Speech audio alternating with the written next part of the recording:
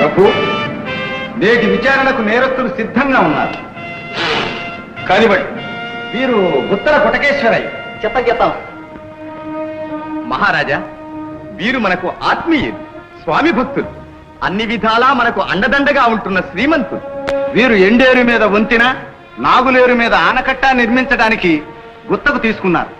4 రోజులు అయ్యేటప్పటికి వంతెన కూలిపోయింది, ఆనకట్ట బద్దలైంది. వీరు మాత్రం లక్షాధికారిగా మిగిలిపోయారు. చెప్తాం.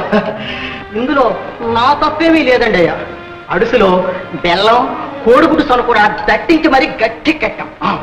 కానీ ఓహో, ప్రభుత్వ పరం కాకముందే కూలిపోయింది. ఎందువల్ల? అందుకు నేనేం చేయగలను ప్రభు? పని పూర్తి కాగానే ప్రారంభోత్సవం చేసే నాదుడే లేకపోయే.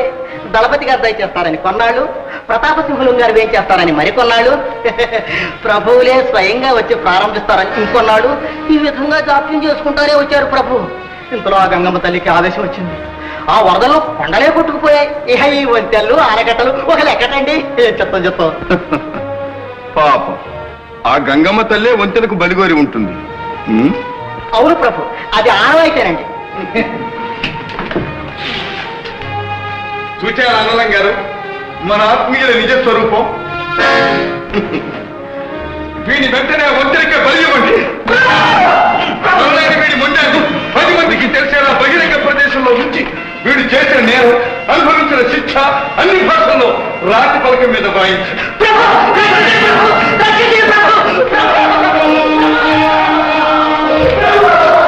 ప్రభు, ఇతను ధనాసరి ధనయ్య.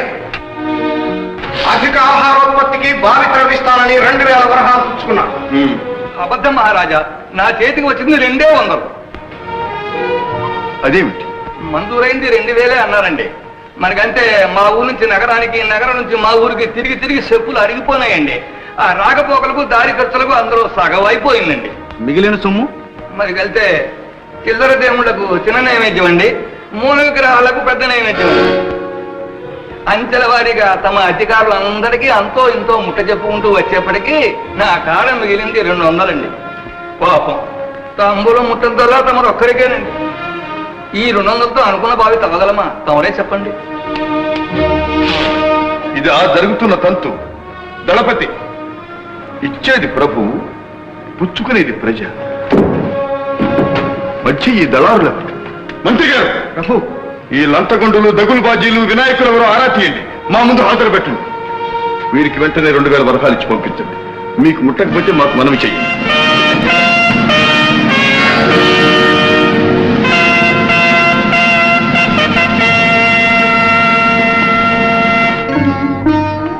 ప్రభు, ఇతడు అనాథరక్షక బిరుదాంకితుడు, ముష్టి కోటీశ్వరయ్య. వరద బాధితులకని, అగ్ని బాధితులకని, క్షామపీడితులకని, ఒక్కసి నిధులని రకరకాల పేర్లతో నిధులు వసూలు చేసి వాటంత ఇల్లు కట్టుకుని కొనుక్కుతున్నాడు. ఆ నిధులు ఏ విధంగానూ సద్వినియోగం కాలేదు.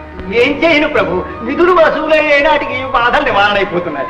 అందువల్ల ఆ నిధులు కాపాడలేక భవనాలు కట్టించి అందులో కులుకుతున్నారా?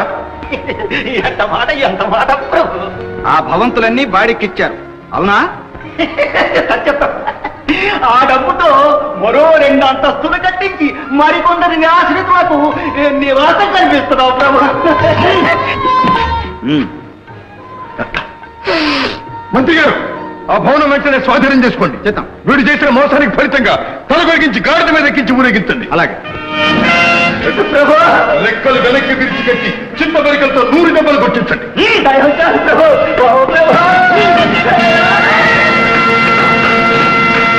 దళపతి, ఈమె ఎవరు? ఈ నీచురాలు. ఈమె చేసిన నేరం ఏమిటో చెప్పు. చిత్తం. ఈమె గ్రామస్తులు మంచినీటికి వాడుకునే బావిలో పడి ఆత్మహత్య చేసుకోవడానికి ప్రయత్నించింది. ఆత్మహత్య? అమ్మా, ఆత్మహత్య మహాపాపం అని నీకు తెలియదా? జీవించి ఉండడం అంతకంటే మహాపాపం అనిపించింది ప్రభు.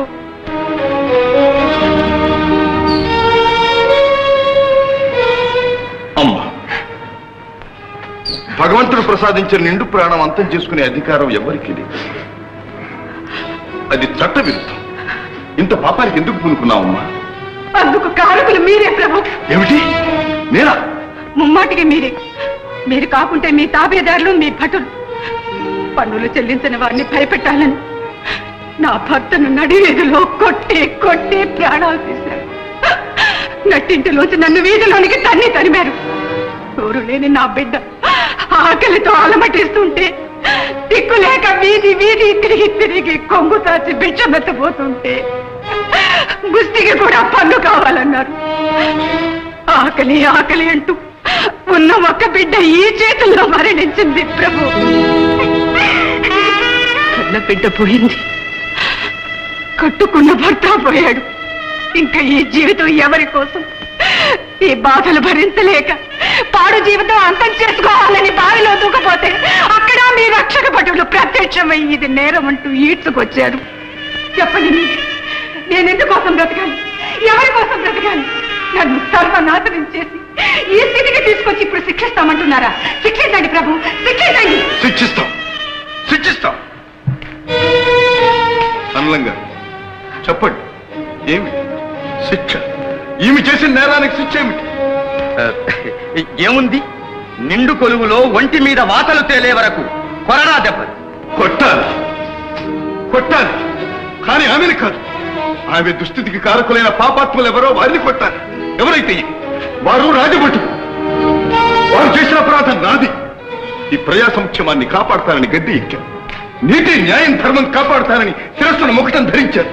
నేను అపరాధం, నాకు శిక్ష విధించండి. కొట్టండి, నన్ను కొట్టండి. మహారాజా, మహారాజా, నాయనా, నాయనా, తరతరాలుగా వస్తున్న ఆచారాన్ని తలకిందులు చేస్తావా? ఆచారం ప్రభు, శిక్షించవలసిన అధికారం తమది. తమరే శిక్ష అనుభవిస్తారా? కొడుకు తప్పు చేస్తే తండ్రిని దండించాలి. శిష్యుడు తప్పు చేస్తే గురువును శిక్షించాలి. భటుడు తప్పు చేస్తే ప్రభునే దండించాలి. దళపతి అందుకో కొరడా, కొట్టు, 100 దెబ్బలు. మహారాజా, అమ్మా, అమ్మా, నీకు జరిగిన దానికి విచారిస్తున్నా. ఇక నీ పోషణ భారం మా దివాడమే వహిస్తుంది. నిన్ను దిక్కులేని అనాథగా మార్చిన ఈ పరిస్థితులు మారాలి. ఆకటి చావులు అన్యాయాలు నశించాలి. మంత్రి గారు నిర్మించండి వెంటనే ఊరు ఒక్కొక్క శరణాలయం. ప్రభు, ప్రభు, తమరు కరుణామూర్తులు. తమరింత ధర్మ ప్రభువులని నేను కలలో కూడా అనుకోలేదు ప్రభు. కానమ్మా, ఈ పరిస్థితులు ఇలా అవటానికి కారణం నేను. అధికారులను అదుపులో పెట్టలేని అప్రయోజకులైన పాలకుడు నేను. ఈ నేరానికి నేను శిక్ష అనుభవించవలసింది.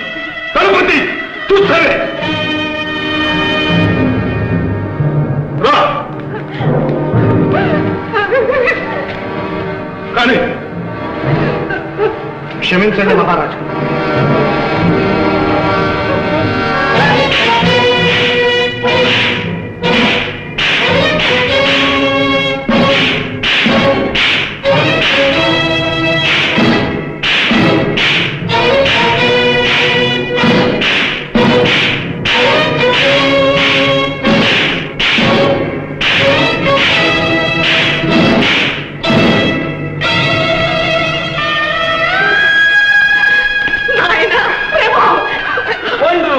Wonderful!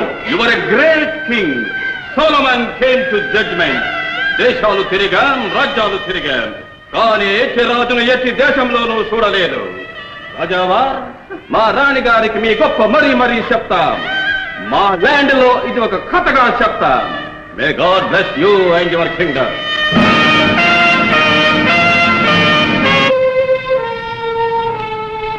ఏమిటి విచిత్రం? చరిత్రలో జరగని సంఘటన. అతి పవిత్రమైన సింహాసనం మీద అంత హీనంగా ప్రవర్తించాడు. రాజు దైవాంశ సంభూతుడనే మాట మరచి ఒక సామాన్యునిలా మెలిగాడు. వాడు నిజంగా జయంతి కాడని నా అనుమానం. అనుమానం ఏమిటి ప్రభు? ఆనాటి శ్రీరామచంద్రుడు, శిబి, కర్ణుడు అతనిలో కనిపించారు. అవధాని! అలా నటించాడు. లేకపోతే ఈ కరుణేమిటి, ఈ దయేమిటి, ఈ కోతలేమిటి? కనకము సింహాసనమునా. ప్రభు, వాడిలో రాతరక్తం లేనట్టుంది. ఉంటే నిండు కొలువులో కోరి నా చేత కొరడా దెబ్బలు తింటాడా? ఏమిటో అంత అయోమయంగా ఉంది. ఆ ముసలి నక్క మంత్రి కూడా ఏమీ తొణకలేదు. దళపతి, వాళ్ళిద్దరి మీద ఒక కన్ను వేసి ఉంచండి. చిత్తం. అన్ని జాగ్రత్తలు నేను తీసుకుంటాను. బాగుంది, చాలా బాగుంది. కానీ మామూలుగా మారు వేషంలో మహామంత్రిని నీడలా వెంటాడుతూ ఎప్పటికప్పుడు వచ్చి మాకు వేగు తెలియజేస్తున్నాం